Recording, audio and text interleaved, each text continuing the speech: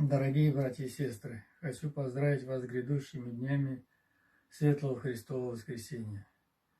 Я являюсь клириком Русской Православной Церкви Московского Патриархата Тихвинской епархии, игумен Свято-Троицкого Зеленецкого мужского монастыря, архимандрит Пахомий Трегубов.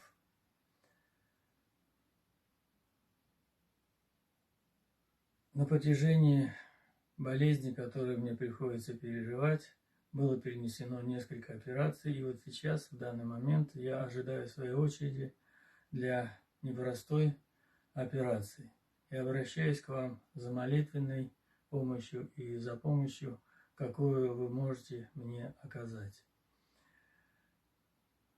По совершении этой операции надеюсь обрести силы, здравие и вернуться на служение Русской Православной Церкви своей обители. Будем молиться о вашем здравии, о ваших родственниках и близких. Я вас еще раз поздравляю с этими светлыми днями Христового Воскресения и сказать прекрасные слова: «Христос воскресе!» и ответить также: «Воистину воскресе!» Храни вас всех Господь на многие и благое лето.